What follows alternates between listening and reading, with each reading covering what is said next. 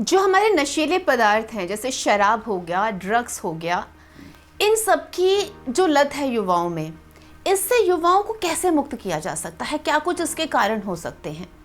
क्योंकि नशा एक व्यक्ति करता है लेकिन उसके चलते समस्या पूरे परिवार को उठानी पड़ती है गुरुदेव।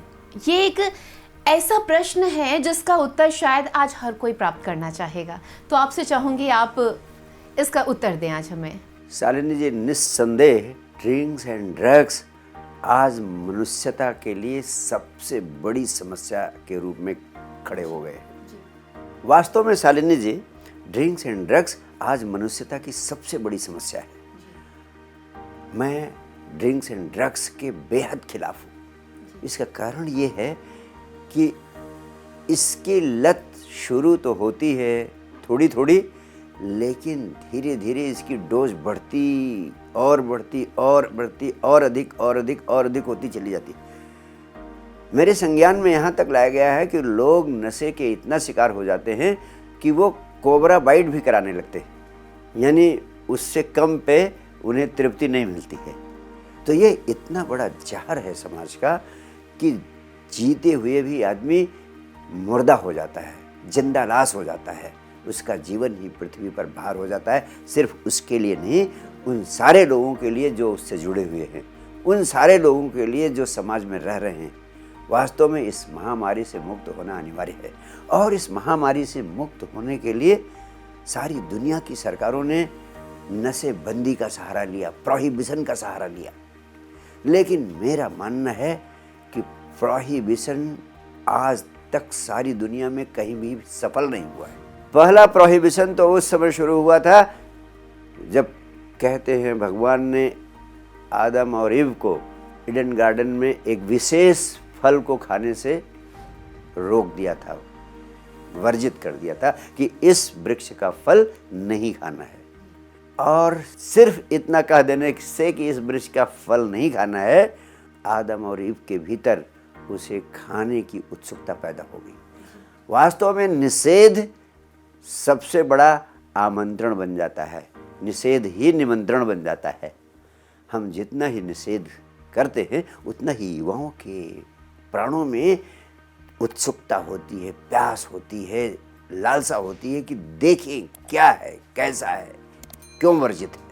आज तक ये तब से सफल नहीं हुआ, और मनुष्य जो मूढ़ता आदिकाल में शुरू हुई अभी तक जारी है। और मैं आपसे कहना चाहता हूँ कि ड्रिंक और ड्रग्स उस समय पैदा हुए जब मनुष्य जाति पैदा हुई। मनुष्य का इतिहास जितना पुराना है उतना ही शराब और ड्रग्स का इतिहास पुराना है। ये अनंत काल से चल रहे हैं और इन्हें समाप्त नहीं किया जा सकता है।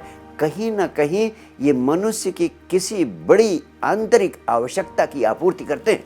हर मनुष्य के भीतर कुछ सामान्य जगत के अनुभवों से पार चले जाने का, सामान्य जगत के अनुभवों के पार के अनुभव को पाने की गहरी प्यास हर व्यक्ति के भीतर छिपी हुई है, और किसी न किसी रूप में नशे से, ड्रिंक्स और ड्रग्स से इस आवश्यकता की पूर्ति होती है। तो प्रोहिबिशन से, नशेबंदी से कभी ड्रिंक्स और ड्रग्स को समाप्त नहीं किया जा सकता है।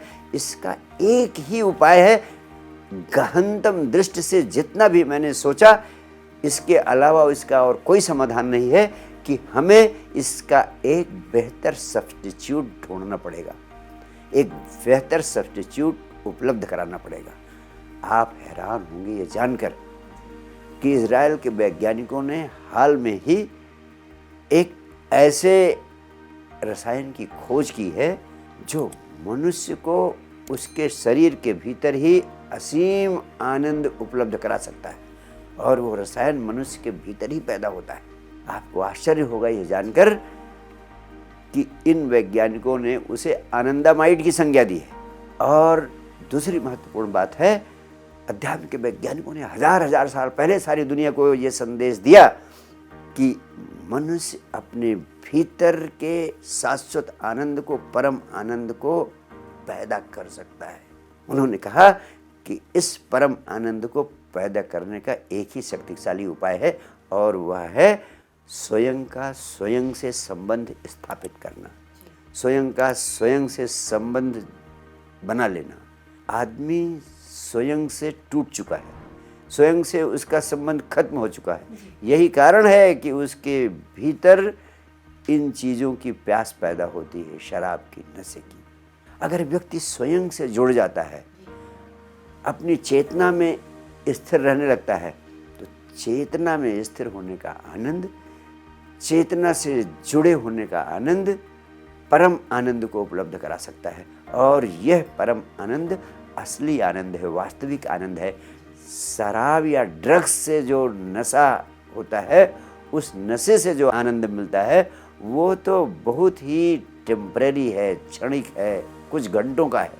लेकिन जो भीतर का आनंद, स्वयं के साथ जुड़ने का आनंद, स्वयं की चेतना से संयुक्त होने का आनंद, स्थायी आनंद है। वो एक बार पैदा हो जाता है तो हमेशा हमेशा के लिए आपका हो जाता है, आपके जीवन का अभिन्न अंग बन जाता है।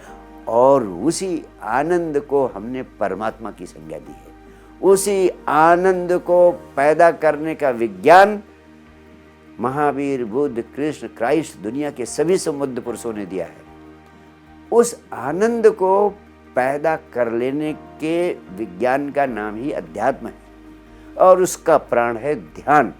इसलिए ध्यान का एक विराट आंदोलन सारी पृथ्वी पर खड़ा करना जरूरी है। उसी से हमें एक सब्स्टिट्यूट मिलेगा, एक विकल्प मिलेगा ड्रिंक्स एंड ड्रग्स का, जो उससे कई गुना अधिक आनंद उपलब्ध कराने में सक्षम है। ड्रिंक्स और ड्रग्स तो केवल आनंदित होने का भ्रम देते हैं, वही इतना सुंदर लगता है। तो आप सोचें, वास्तविक आनंद, असली आनंद अगर आपको मिल गया तो कितने बड़े सौंदर्य का बोध, कितने बड़े सौंदर्य का अनुभव आपको होगा। इसलिए ध्यान ही एकमात्र सूत्र है, ध्यान ही एकमात्र महाऔषधि है, जिससे देश के युवाओं को और सारी मनुष्यता को महाविनाश से बचाया जा सकता है। इसलिए ध्यान का विराट आंदोलन चलाए जाने की ज़रूरत है। मेरा मानना है कि हिंदुस्तान की सभी शिक्षण संस्थाओं में, स्कूलों में, विश्वविद्यालयों में, अस्पतालों में ध्यान का प्रशिक्षण दिए जाने का आयोजन किया जाए, ध्यान का प्रोत्साहन किया जाए और ध्यान के लिए एक माहौल, एक वातावरण पैदा किया जाए। इस संबंध में ये भी अत्यंत महत्वपूर्ण बात कहना चाहता हूँ कि युवाओं को ध्यान में ले जाना बहुत ही सरल और बहुत ही प्रभावशाली उपाय है। जब व्यक्ति प्रौढ़ हो जाता है, बूढ़ा हो जाता है, तब उसे ध्यान में ले जाना बहुत ही कठिन हो जाता है। असंभव नहीं तो बहुत ही कठिन अवश्य हो जाता है। अभी आप युवा हैं, आपके पास ऊर्जा है, आपके पास शक्ति है, उसका उपयोग करके आप सरलता से ध्यान में प्रवेश कर सकते हैं। वास्तव में ध्यान के विज्ञान के संबंध में एक बहुत महत्वपूर्ण सत्य आपसे कहना चाहता हूँ। मनुष्य की ऊर्जा तो एक ही है, चाहे उसे जीवन ऊर्जा कहो, चाहे उसे काम ऊर्जा कहो, चाहे उसे लाइफ एनर्जी कहो, चाहे उसे सेक्स एनर्जी कहो। जब आप युवा होते हैं, मेरा मानना है कि बचपन से ही ध्यान का प्रशिक्षण और ध्यान की दीक्षा उपलब्ध करा देनी चाहिए। जब तक बच्चे का सेक्स द्वार सक्रिय नहीं होता है, तब तक एक संभावना रहती है कि उसकी जीवन ऊर्जा सेक्स के द्वार के अलावा किसी अन्य द्वार से प्रवाहित की जा सके। तब एक और द्वार है जिसे खोला जा सकता है। अध्यात्म के वैज्ञानिकों का कहना है कि वह द्वार मूलाधार से ऊपर की तरफ प्रवाहित होता है। वह द्वार मूलाधार से ऊपर की ओर ऊर्जा को प्रवाहित करने का द्वार है। इसके पहले व्यक्ति के भीतर कामुकता प्रवेश करे, उसका काम द्वार सक्रिय हो, उसे अपने उस द्वार को सक्रिय कर लेना उपयोगी होगा, जिससे ऊर्जा ऊपर की तरफ प्रवाहित हो सके।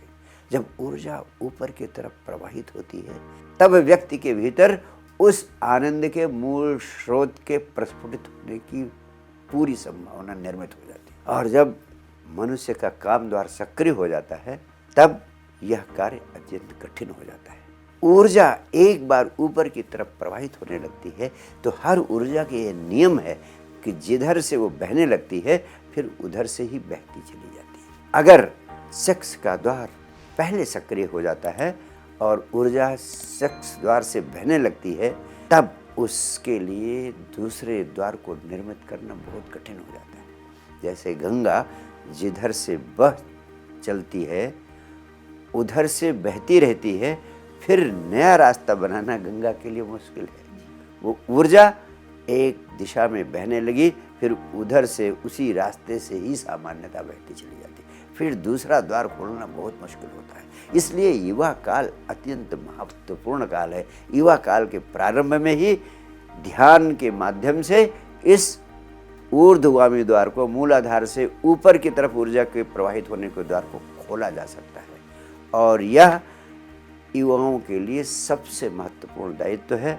और माँ बाप के लिए, पूरे समाज के लिए जागरूक होकर बचपन से ही ध्यान की दीक्षा और ध्यान का प्रशिक्षण उपलब्ध करा देना इस महामारी को हमेशा के लिए समाप्त कर देगा, क्योंकि इससे युवाओं को नया जीवन जीने का और अपने भीतर के आनंद को प्रकट करने का, अपने भीतर के आनंद के खजाने को खोलने का बहुत बड़ा सूत्र उपलब्ध हो जाएगा।